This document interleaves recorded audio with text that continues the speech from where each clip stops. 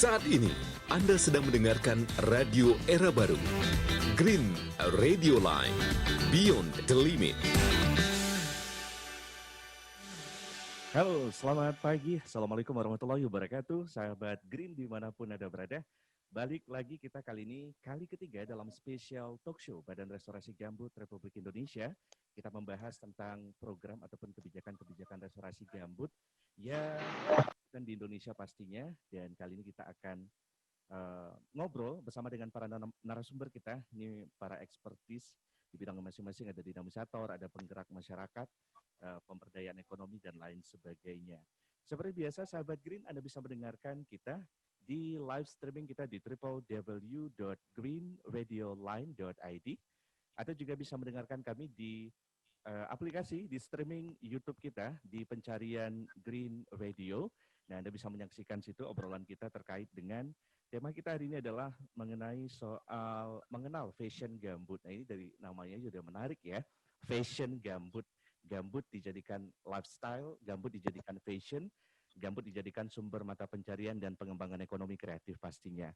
Nah, sahabat Green, tapi sebelum kita ngobrol panjang lebar bersama dengan narasumber kita yang udah lengkap saat ini melalui virtual Zoom ya, dan juga ada teman-teman partisipan, pegiat lingkungan, pemerhati ekonomi dan lain sebagainya. Selamat bergabung juga di aplikasi Zoom kita ya, nanti bisa bertanya, bisa ngobrol dan lain sebagainya. Nah, sahabat Green, sebagaimana yang kita ketahui, kebijakan restorasi gambut adalah kebijakan yang ditempuh oleh pemerintah, yaitu Badan Restorasi Gambut sesuai dengan Perpres nomor 1 tahun 2016 tentang restorasi gambut. Nah, kerja dari restorasi gambut ini ada 3. Yang pertama adalah kerja pembasahan atau rewetting. Kerja kedua adalah kerja revegetasi, artinya tutupan lahan gambut harus sesuai dengan peruntukan ekosistemnya. Dan yang ketiga adalah revitalisasi ekonomi atau revitalisasi mata pencarian masyarakat. Nah, di sini adalah sektor yang paling penting ya, karena bagaimana mengembangkan tanaman-tanaman yang produktif, pengembangan koperasi, ekonomi kreatif, dan yang seperti yang akan kita bahas pada hari ini, mengenal fashion gambut. Nah, saya nggak sendirian, sahabat Green, saya sudah ditemani oleh narasumber kita sapa satu-satu. Yang pertama ada Mbak Eni Maslahah, betul ya. Mbak Eni Maslahah ini adalah dinamisator dari BRG untuk Provinsi Kalimantan Selatan ya. Kita sapa dulu. Halo Mbak Eni, Assalamualaikum, apa kabar? Halo. Halo. Waalaikumsalam, Mas Ali. Ya, suara saya gimana, bisa dengar baik? Suara saya bisa? Baik, bagus. Oke. Cerah sekali hari ini Mbak Eni, semangat seperti ini. Oke. Nanti berbagi pengalaman seperti namanya, dinamisator, pasti tugasnya adalah membuat geliat atau dinamika masyarakat untuk mengembangkan ekonomi di sektor gambut itu jauh lebih berkembang ya, teman-teman semuanya. Nah, di samping Mbak Eni juga sudah bersama kita ada Mas David Manalu ya. Mas David Manalu ini adalah Junior Project Manager Du Anyam ya. Betul ya Mas ya? Du Anyam. Ya. Betul Bang Ijal, halo semua. Ya. Selamat pagi semuanya. Selamat pagi, sehat Mas David? Sehat Bang Ijal. Oke, baik, nanti kita akan tanya banyak seperti apa, kita nggak semua tahu ya, apalagi masyarakat Riau ya juga perlu inspirasi, Du Anyam itu apa, nanti bisa cerita seperti apa. Dan juga sudah bersama kita ada, nih anak muda nih katanya, masih mahasiswa juga. Ada Siti Rahmah ya. Nah, beliau adalah pengrajin purun berkat ilahi Bulan Tani HSU Kalimantan Selatan. Betul ya, Siti ya? Ya, betul Mas. Oke. Gimana kabarnya? Sehat? Alhamdulillah sehat, baik. Oke. Dan saya sampaikan ke teman-teman, para partisipan juga yang join di obrolan kita kali ini, nanti saya ingatkan bisa bertanya, bisa ngobrol, ataupun ingin kepo ya seperti apa fashion gambut itu. Nah, yang pertama saya ingin ke Mas David. Mas David. Halo, Mas David, bisa dengar ya? Dengar Bang Ijal. Suara saya jelas nggak ya Bang Ijal? Jelas banget. Oke, siap. Oke, Mas David, ini bisa dijelasin nggak? Ini Du Anyam ini apa dan emang mulai hadirnya kapan? Apa benar-benar hadir ketika restorasi gambut dimulai? Dan apa sih yang jadi concern-nya, kerjanya, dan sampai sejauh ini apa sih yang udah bisa dicapai gitu? Ya. Oke, terima kasih Bang Ijal. Ya. Halo teman-teman Green Radio Line, senang banget bisa sharing di platform ini, berbagi cerita terkait Duanyam. Jadi sebenarnya Bang Ijal, pertama kali Duanyam ada itu suatu ketidaksengajaan. Jadi Duanyam itu sebuah wirausaha sosial. Nah, Oke. tiga pendiri kita itu menemukan isu sosial di NTT pertama kali. Itu isu sosialnya adalah ibu-ibu di NTT yang dalam keadaan hamil itu masih harus bekerja keras, bekerja ke kebun, bekerja ke ladang gitu. Nah, kita melihat ada potensi bahwa ada pengrajin memiliki kemampuan menganyam, ada bahan baku, dan ada juga pasar yang menginginkan produk kerajinan. Nah, dari situ kita menjembatani potensi yang ada itu, sehingga produk-produk yang ada di komunitas yang standar kualitasnya biasanya masih belum memenuhi kebutuhan pasar, itu kita jembatani dan mereka bisa mendapatkan tambahan penghasilan dari situ. Nah, dari situ kita memecahkan isu yang tadi kita temukan, isu di mana ibu-ibu tidak memiliki pilihan pekerjaan gitu. Itu sih awalnya. Nah, kaitannya dengan yang gambut. Sekarang kita bekerja di Hulu Sungai Utara. Jadi sebenarnya Duanyam bekerja dengan teman-teman di Hulu Sungai Utara, Mbak Eni, Mbak Siti Rahmah. Kita juga melihat di sana ada isunya ada isunya agak berbeda dengan NTT. Jadi lebih ke isu ekonomi dan isu lingkungan. Nah, kita pengen nih, ini nih semua terintegrasi gitu. Jadi dengan kita menyelesaikan masalah ekonomi, harapannya adalah pengrajin juga bisa setelah mendapatkan kayak tambahan pendapatan atau pilihan pekerjaan dari menganyam, itu mereka juga akan menjaga lahan gambut gitu. Ya, jadi dengan kita datang ke HSU menjembatani produk di sana dan bisa dijual di pasar nasional dan internasionalnya Duanyam, harapannya ibu-ibu pengrajin menjaga lahan gambutnya gitu dengan menanam purun dan menjaga lahan gambut. Gitu sih Bang Jali. Oke. Mas David, ini yang jadi fokus dari pengembangan Mas David itu kalangan apa sih? Kalangan emang anak-anak muda desa atau tadi ibu-ibu yang memang sudah punya keterampilan awal atau memang seperti apa sih? Siapa subjeknya yang dikembangkan di situ untuk berwirausaha anyaman itu? Nah, sebenarnya kan kita dari Duanyam itu wirausaha sosial. Artinya tuh siapa aja? Kita tuh melihat di mana ada isu sosial dulu. Jadi satu komunitas yang punya isu sosial, entah dia di sektor ekonomi, entah di sektor lainnya gitu, atau lingkungan gitu. Nah, kalau komunitasnya lebih ke perempuan, Bang Ijal. Jadi lebih ke perempuan dan pengrajin, ya pengrajin anyaman gitu. Oke, jadi emang khusus ke perempuan ya? Ke perempuan, Bang Ijal. Itu singkatannya Duanyam itu apa, Mas David? Ada singkatan nggak tuh? Oh iya, jadi Duanyam itu sebenarnya dari bahasa Sika. Sika itu salah satu kabupaten di NTT. Du itu artinya ibu-ibu. Oh. Anyam itu Iya. Anyam itu menganyam, Bang Ijal. Jadi Duanyam itu ibu-ibu menganyam. Okay. Ya, jadi awalnya karena kita mendampingi ibu-ibu menganyam, kita mikir ini kasih nama apa nih perusahaannya. Jadi dia kasih nama Duanyam gitu. Oke, jadi emang udah jelas banget ya, Duanyam. Udah jelas banget.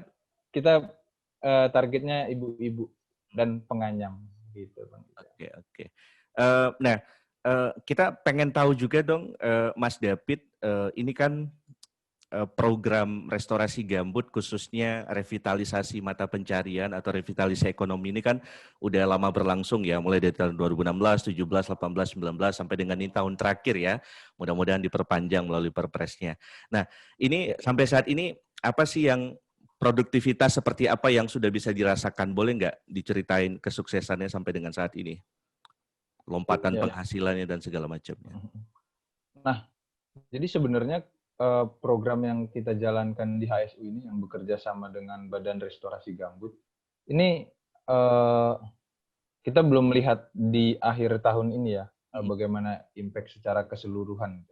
Tapi secara ekonomi itu kan di Duanyam ini fungsi kita tuh di antara komunitas dan pasar atau pembeli itu adalah menjembatani gap yang ada gitu. Jadi komunitas itu memang punya produk besar. Nah, di situ Duanyam membangun sistem, Duanyam membangun standar kualitas, dan produknya bisa dijual ke pembeli, ke pasar dengan harga yang sesuai lah gitu. Nah, itu yang pertama. Nah, dari isu ekonomi yang sudah kita pecahkan, artinya kita memberikan akses pasar ke komunitas, kita juga membantu ibu-ibu untuk kayak, Bu, keberlanjutan itu intinya adalah seluruh aspek dari ekosistem kria kita ini atau ekosistem kerajinan kita ini, mulai dari bahan baku, mulai dari kemampuan menganyam, mulai dari pasar. Nah, yang kita selalu emphasize atau kita tekankan adalah bahan baku itu penting. Bahan bakunya apa? Bahan bakunya purun. Mungkin teman-teman Green Radio Land mungkin cukup mengerti purun ya, sejenis tanaman di lahan gambut, rumput begitu. Nah, gimana kita cara menjaga bahan baku? Bahan baku dijaga dengan kita menjaga lahan gambut. Nah, konsep inilah yang selalu kita tekankan di HSU. Kita tetap ada gimana caranya nih bangun pemahaman, membangun kepentingan bagi masyarakat bahwa lahan gambut itu sebenarnya sangat berpengaruh terhadap hidup kita, apalagi komunitas pengrajin di Desa Peduli Gambut di HSU. Karena itu satu sumber mata pencarian yang utama. Kita punya program demo plotting 1 hektar lahan gambut yang sedang berjalan sampai nanti di akhir tahun. Harapannya nanti kita bisa membuat sistem di 1 demplot ini dan bisa diterapkan di daerah-daerah lahan gambut lainnya. Karena setelah aku berdiskusi Bang Ijal dengan beberapa komunitas dan lain-lain, ternyata untuk penanaman ulang itu programnya masih belum ada. Jadi lebih banyak ke revitalisasi atau menjaga kayak lahan gambutnya aja. Tapi secara hubungan antara ekonomi dan penjagaan lingkungan itu belum ada. Nah, poinnya tadi mendengar dengan baik ya apa yang sudah dikerjakan oleh teman-teman Duanyam ya. Nah, Mas David, kita tahan di situ dulu. Kita ingin geser ke siap Bang Ijal. Kita pengen geser ke Siti. Halo Siti, suara saya bagus Siti. Ini kalau Zoom ini harus selalu meng-cross check suara apakah didengar bagus atau enggak nih. Siti, suara saya bagus dengar ya? Ya, terdengar bagus. Nah, oke. Ini juga mudah-mudahan bisa jadi insight ya. Jadi pilot project dan jadi cerita-cerita sukses yang bisa menginspirasi nih kita-kita yang di Riau. Nah, seperti apa sih kemudian Siti mulai dari awal mengembangkan pengrajin purun ya. Nah, seperti apa dan sampai saat ini lompatan-lompatan ekonominya apakah memang sudah bisa dirasakan oleh masyarakat seperti apa? Siti bisa cerita, silakan. Ya, terima kasih. Kalau untuk dari sisi ekonomi sebenarnya sebelum adanya program Desa Peduli Gambut, itu pengrajin itu sendiri-sendiri, bekerja sendiri-sendiri, membuat kerajinan sendiri dan menjualnya sendiri ke pengepul. Serba sendiri setelah adanya kelompok kerajinan Berkat Ilahi ini. Jadi setelah terbentuknya itu awalnya hanya 19 orang dan terbentuknya itu di bulan Juni tahun 2019 yang dulunya hanya 19 orang, sekarang menjadi 53 orang. Wow, oke. Ya, untuk dari sisi ekonominya yang tadinya hanya membuat tikar dan bakul, setelah bergabung dengan kelompok bisa membuat kerajinan lainnya seperti tas, pot bunga, dan produk turunan lainnya yang bernilai jual lebih tinggi lah daripada yang hanya tikar ataupun bakul tadi. Oke, kita break dulu teman-teman, kita break sejenak dulu, nanti kita akan lanjutkan kembali, masih ke Siti ya, nanti kita akan tanya-tanya. Tadi poin sementaranya tadi luar biasa, ada penambahan anggota yang cukup banyak yang semulanya dilakukan sendiri-sendiri, pengrajinnya sendiri, mencari bahan bakunya sendiri, memproduksinya sendiri, dan sekarang sudah ada diversifikasi ekonomi, sudah berbagai macam produk turunan dihasilkan. Nah, nanti kita ingin tanya seperti apa support dari BRG juga, penguatan kelompok supaya memang ini bisa menjangkau pasar yang lebih luas ya, nggak hanya Kalimantan tapi juga pasar-pasar yang ada di Indonesia, bahkan pasar mancanegara ya, kenapa tidak. Nanti kita akan lanjutkan kembali, termasuk juga ke Mbak Emma ya, selaku dinamisator, kemudian seperti apa men-trigger kelompok-kelompok pengrajin ini.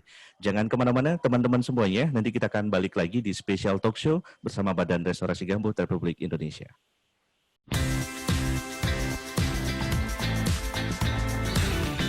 Saat ini, Anda sedang mendengarkan Radio Era Baru, Green Radio Line, Beyond the Limit. Ya, halo sahabat Green, Anda balik lagi di jaringan radio digital Green Radio Line. Seperti biasa, Anda bisa mendengarkan di live streaming kita di www.greenradioline.id. Anda bisa dengar di situ, sahabat Green. Dan Anda juga bisa dengar di aplikasi YouTube dengan pencarian Green Radio Line. Silakan cari, akan jumpa kita di situ, sedang mengobrolkan soal fashion gambut. Oke, kita masih bersama dengan narasumber kita. Ada Mas David dari Junior Project Du Anyam, ada Siti juga, pengrajin ya di Kalimantan Selatan ya, Purun. Nah, tadi sudah ngobrol juga bersama kita, dan ada Mbak Emma, dinamisator, Mbak Eni maksud saya, dari dinamisator Badan Restorasi Gambut Republik Indonesia. Nah, teman-teman nanti silakan partisipan yang join di sini ingin bertanya seperti apa kepada narasumbernya, silakan bertanya. Oke, saya lanjut kembali ke Siti. Halo Siti, bisa dengar suara saya? Ya, terdengar. Nah, oke, sudah lebih jelas ya? Ya. Oke, Siti tadi sekilas sudah menggambarkan seperti apa kelompok-kelompok pengrajin ini ya, mulai dari sendiri-sendiri, juga kelompoknya udah mulai nambah dari 19-an tadi kalau nggak salah sampai dengan 50-an, lalu juga sudah menghasilkan produk-produk kreatif turunan yang banyak gitu. Nah, apa yang menjadi barangkali mungkin ada nggak tantangannya sejauh ini dalam melakukan usaha-usaha kerajinan purun ini, Siti? Apa sih yang dirasa? Kalau untuk tantangannya dari usaha kerajinan purun ini, dari sisi bahan baku. Bahan baku, oke. Yang dulunya sebelum terbentuk kelompok, bahan baku yang digunakan itu apa yang ada itu yang digunakan, tidak ada proses pemilahan ataupun supaya barang itu berkualitas bagus, tidak ada sebelumnya. Tapi setelah berkelompok, khususnya menjalin kerjasama dengan Du Anyam, kami menjadi lebih tahu harus melakukan pemilahan baku dulu supaya produk itu bisa lebih bagus. Dan tantangan lainnya itu juga kalau setiap kali kalau dalam bentuk tikar ataupun bakul itu, apapun yang dibuat seperti apapun bentuknya tidak akan pernah ditolak ataupun tidak dibeli oleh pengepul, tetapi berbeda ketika mengerjakan tas atau bentuk lainnya. Ketika kualitasnya tidak bagus, mungkin pembeli tidak akan membeli atau minta menggantikan yang baru. Itu salah satu tantangannya ketika berkelompok ini, supaya lebih maju itu salah satu itu tantangannya.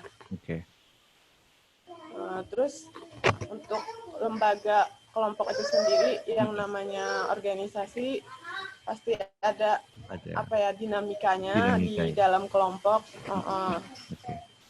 Itu sih sejauh ini itu tantangannya berkelompok.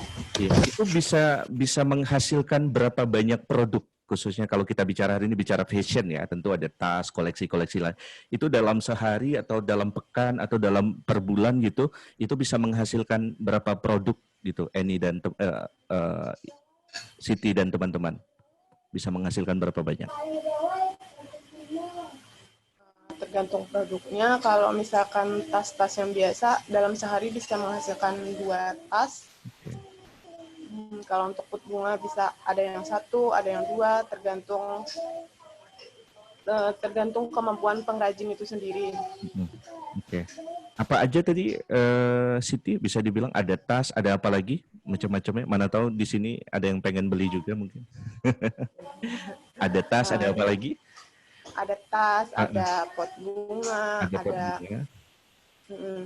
ada tempat air mineral. Pokoknya dari yang dasar-dasar menganyam itu, apa yang ada di imajinasi itu bisa dibuat oleh para pengrajin.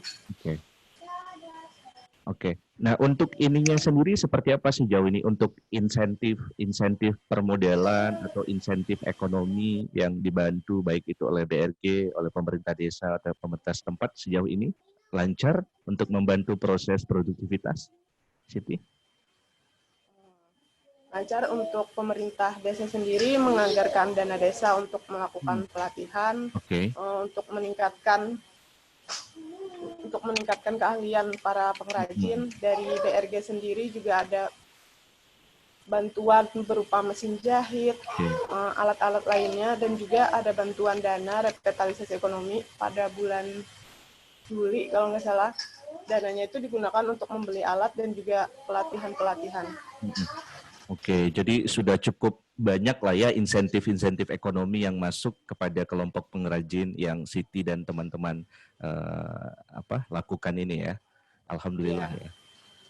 Oke, berarti tantangannya hanya tadi ya kata Siti ya, tidak terlalu banyak. Namun ini menarik, sahabat Green, bisa jadi inspirasi juga khususnya di Provinsi Riau ya, 1 dari 7 provinsi yang juga menjadi prioritas. Oke, Mbak ini cerita dong soal Anda kan dinamisator ya khusus di wilayah Kalimantan Selatan. Pastinya desa-desa peduli gambut itu menjadi objek yang Anda bangun gitu. Nah, sejauh ini ceritanya sudah bagus sekali tadi, produktivitas dan lain sebagainya. Nah, seperti apa sampai dengan sejauh ini upaya-upaya yang terus dilakukan nih oleh dinamisator mewakili BRG juga? Itu ada tanaman purunnya. Sehingga sebagian besar masyarakat di lahan gambut untuk Kalimantan Selatan itu banyak penganyam. Khususnya itu di daerah Barito Kuala, kemudian Hulu Sungai Utara. Nah, di dua kota ini yang paling kuat untuk tradisi menganyamnya sampai sekarang. Nah, juga lahan-lahan purun itu masih ada terutama. Nah, untuk seperti yang diungkapkan oleh Mas David tadi itu kan salah satunya untuk ekonomi itu kan bagaimana kita menyediakan bahan baku ya. Bahan baku untuk sebagai penyangga ekonomi atau sumber mata pencaharian para perempuan gambut ini. Nah, sebenarnya di Batola, di daerah Barito Kuala itu tahun 2017 sudah ada demplot untuk purun. Nah, mereka memang purunnya masih meluas. Nah, cuma di beberapa daerah, misalnya di Hulu Sungai Utara ya, di Hulu Sungai Utara itu dulu sebelum ada kebakaran yang hebat tahun 97, kemudian 2015, itu memang sebagian besar masyarakatnya itu di 10 kecamatan itu menganyam dan menghasilkan purun semua. Namun karena ada beberapa kebakaran, itu hanya 3 kecamatan yang masih menghasilkan purun, lahannya yang ada purunnya ya, Danau Panggang, Paminggir, Haur Gading, dan Namunte Selatan. 4 itu yang masih ada tanaman purunnya. Nah, di 4 kecamatan itu juga berada desa-desa peduli gambut, termasuk desa-desa yang didampingi oleh Duanyam. Karena Jadi kerusakan gambut ini salah satu penyebab juga sebagai penyebab hilangnya atau tergesernya sumber mata pencaharian perempuan. Karena sebagian besar memang perempuan yang memiliki kekuasaan penuh di purun ya, dari mulai menanamnya, kemudian mengambilnya, memanen, kemudian merawatnya, kemudian menganyamnya, dan memakainya. Itu semua itu dari aktivitas perempuan. Nah, karena ini lahan purun ini terbakar, akhirnya tanaman purun ini menjauh, Mas. Dulu itu kan di sekeliling penduduk aja nih, di sekeliling rumah itu bisa kita mengambil purun. Nah, karena ini kebakaran tuh akhirnya rusak kan tanah-tanah yang di sekitar ini. Jadi sekarang tuh yang tersehat itu di daerah masuk di hutan purun ya, hutan gambut itu yang kita kalau ke sana itu memakai perahu atau jukung yang bahasa Kalimantan Selatan. Nah, ini coba kita mengembalikan kembali karakteristik tanaman-tanaman gambut yang hilang akibat kebakaran, kita mencoba kembali untuk budidaya. Dan ini memang seperti yang diutarakan oleh Mas David, juga perlu ini ada intervensi langsung nih dari pemerintah atau dari masyarakat untuk mengembalikan ini. Karena salah satu indikator kesehatnya gambut itu adalah purun. Kalau purunnya sudah tidak ada, itu artinya gambut kita sudah rusak. Nah, itu dan itu juga akan menghilangkan ekonomi sebagian besar masyarakat gambut ya, karena mereka seluruhnya itu tergantung dengan hutan gambut. Itu nah apa yang dilakukan oleh BRG di sini? Jadi di BRG itu ada istilahnya begini, Pak. Kita mencegah asap kebakaran, tetapi asap dapur kita itu tetap mengepul, gitu ya. Jadi ini bagaimana desa gambut. Nah, upaya yang dilakukan oleh Badan Restorasi Gambut itu salah satunya adalah bagaimana kita meningkatkan pemberdayaan ekonomi yang berkelanjutan dengan menguatkan kelompok-kelompok ekonomi di desa. Kita mencoba membuat simpul-simpul ekonomi di desa ini sesuai dengan potensinya. Kalau untuk Hulu Sungai Utara, kita simpulnya adalah kerajinan purun ya. Kerajinan purun. Kemudian kalau di simpul di Kabupaten Balangan itu pangan. Jadi kita lihat potensi-potensi yang ada di situ.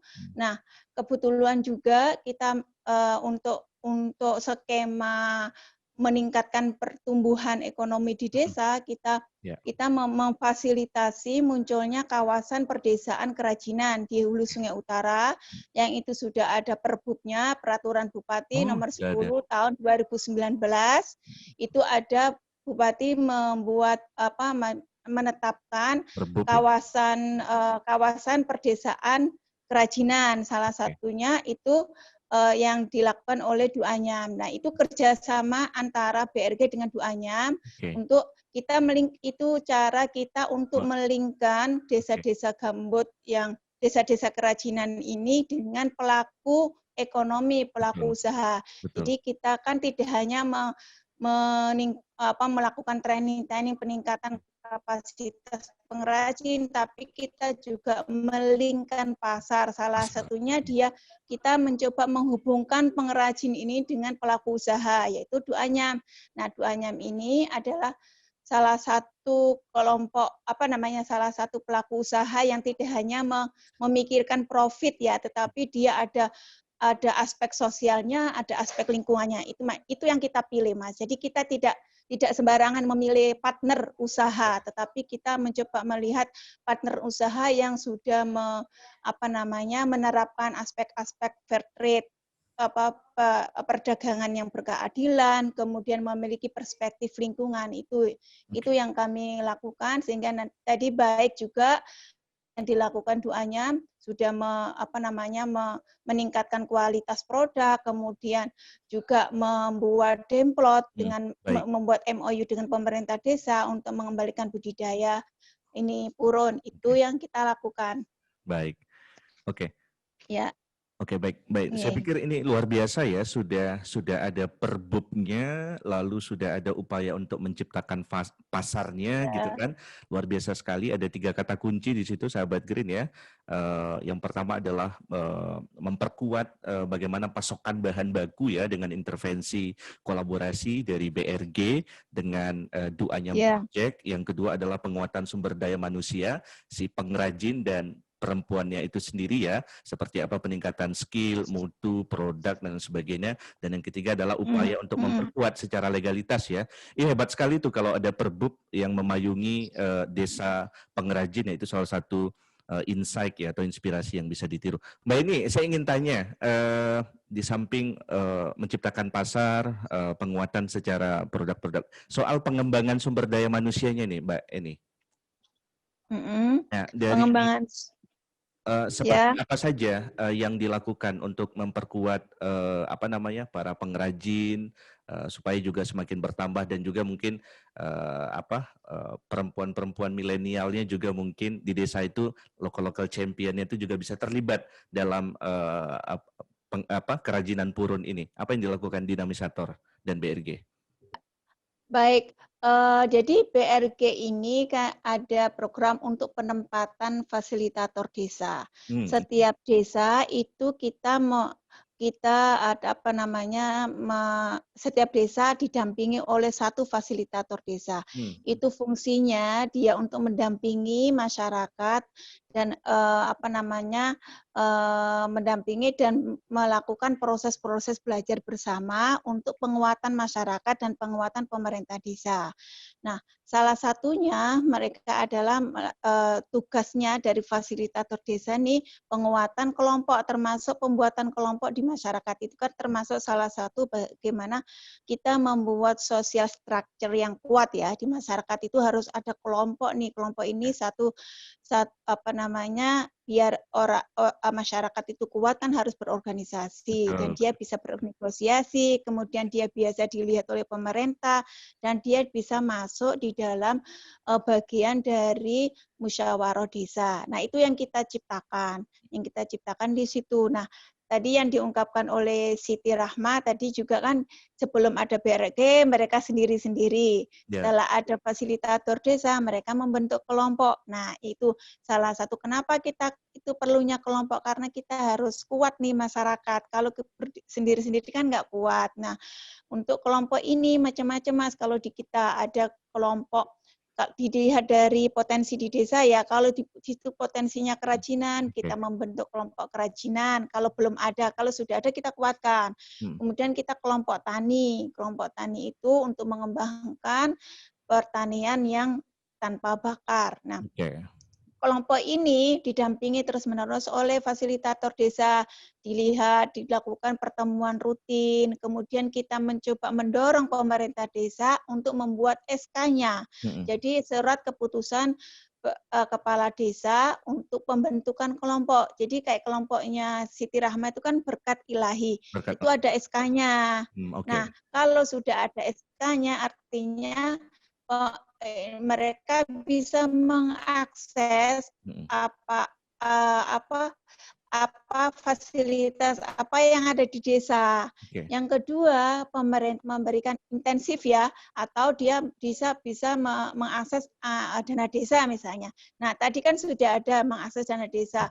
Mereka sudah mendapatkan pelatihan oleh desa dari dana desa. Kemudian juga berkat ilahi itu dengan dia mendapatkan SK dari pemerintah desa, dia juga bisa mengakses bantuan dari dinas perindustrian, perdagangan, dan koperasi kabupaten. Jadi berkat ilahi sekarang itu sudah mendapatkan bantuan juga di samping bantuan dari BRG, bantuan dari desa, juga mendapat bantuan peralatan alat produksi dari Kabupaten Hulu Sungai Utara. Itu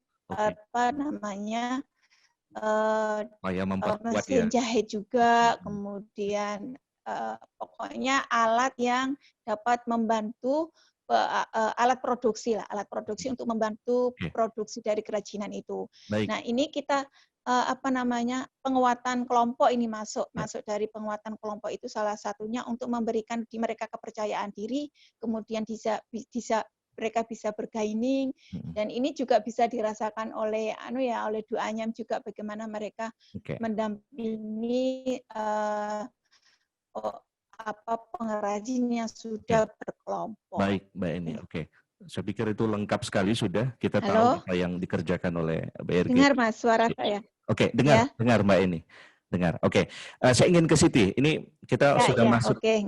Kita sudah masuk menit-menit terakhir ini. Mohon maaf para narasumber, waktu kita terbatas. Jadi kita kasih ganti-gantian ya. Mbak Siti, saya ingin ke Mbak Siti. Mbak Siti, udah lengkap sekali ya saya pikir tadi. Halo Mbak Siti. Ya, Mbak Siti, sebagai pemuda desa yang mencoba aktif di kerajinan purun lalu menggerakkan berbagai macam kelompok-kelompok lainnya, apa harapan Anda nih ke depannya nih, Mbak Siti, untuk ini bisa tetap eksis, ini tetap bisa didukung, harapan Siti lah sebagai local champion di desa di Kalimantan Selatan. Harapan saya semoga kelompok menjadi semakin kuat dan pengrajin bisa semakin sejahtera dengan bergabungnya di kelompok, bisa meningkatnya pendapatan, menjadi pengrajin itu lebih sejahtera, dan harapannya bukan hanya desa Pulantani atau desa-desa yang menjadi desa DPG, tetapi juga desa-desa yang memiliki potensi, memiliki keahlian, bisa melakukan, membuat kerajinan, bisa sama-sama maju seperti desa Pulantani. Oke, baik, itu harapannya ya. Mudah-mudahan bisa kita sama-sama dengan Mas David. Saya ingin Mas David sebagai fasilitator utama juga yang kemudian berkolaborasi dengan BRG juga. Seperti apa nih ke depan nih Mas David supaya ini kan tentu nanti ada pengaruhnya, katakanlah katakanlah mungkin ya kita berharap ini BRG menjadi panjang ya tahun-tahun ke depan ini kan, tapi tahun-tahun terakhir ya supaya ini tetap bisa jadi apa ya, jadi pilot project yang bisa menginspirasi desa-desa DPG lainnya gitu. Apa yang kemudian Duanyam akan lakukan ke depannya? Ya, ya terima kasih Mas Jari. Ya. Jadi BRG ini sebenarnya sangat membantu kami. Kami ini adalah off-taker, kami adalah pasar, kami yang menjembatani pasar. Fasilitator desa itu kami bekerja sama dengan komunitas itu dengan lebih baik. Salah satunya tadi membuat kelompok. Penting sekali membuat kelompok suatu komunitas karena apa? Dalam melaksanakan pelatihan itu saya atau off-taker kami Duanyam itu tidak bisa menghubungi satu-satu ibu-ibunya, habis itu mengatur pertemuan di desa, atau kami langsung kepada komunitas untuk membeli itu nggak bisa karena kami tidak punya trust, dan yang mengerti konteks lokal itu fasilitator desa. Jadi program BRG ini sangat penting, dan penguatan kelompok yang jadi program dari fasilitator desa itu sangat membantu kami. Dengan adanya legal, kami bisa bekerja sama. Jadi pembelian kalau dari Duanyam itu ini Siti Rahma juga tahu ribuan produk, bahkan itu sampai tidak tercover itu. Artinya pasarnya besar, teman-teman semua. Yeah. Itu tuh harus menggunakan MOU. Kita nggak bisa beli 1000 tapi nggak ada kesepakatan. Itulah pentingnya legal dan pentingnya kelompok gitu. Nah, ya harapan saya sebenarnya bisa bekerja sama terus dengan BRG karena dia menyambungkan pasar, dan pasar itu sangat besar. Tapi Duanyam tidak bisa langsung turun ke komunitas. Di situ ada, walaupun kami fasilitator untuk ke pasar-pasar di nasional internasional, tapi yang memfasilitator kami ya fasilitator desanya BRG. Gitu. Jadi fasilitator yang difasilitasi. Ya. Nah, terkait konsep ekosistem purun ini ya, Bang Jali dan teman-teman. Purun itu punya banyak nilai. Jadi nilainya itu bukan hanya tanaman yang menjaga lingkungan gambut, itu bukan.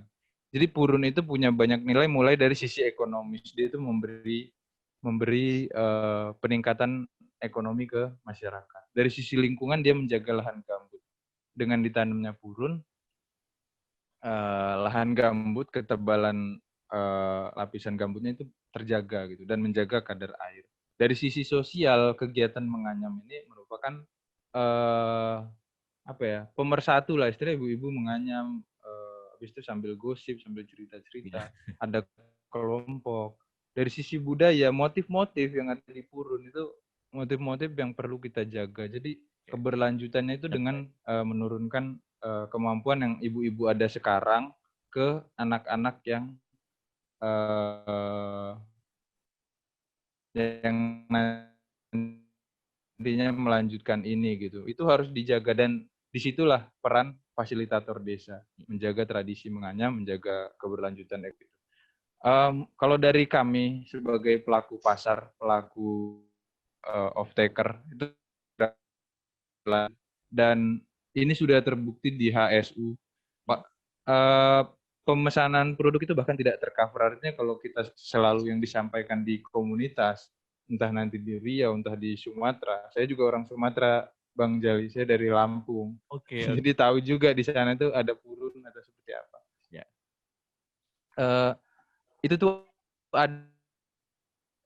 Jadi purun itu bisa menjadi pegangan masyarakat untuk faktor ekonomi. Jadi kita tidak perlu jadikannya bentuk lain gitu yang merusak lahan gambut. Sudah dibuktikan dengan HE sebenarnya termasuk berhasil. Mungkin itu dariku, Bang Jali. Baik.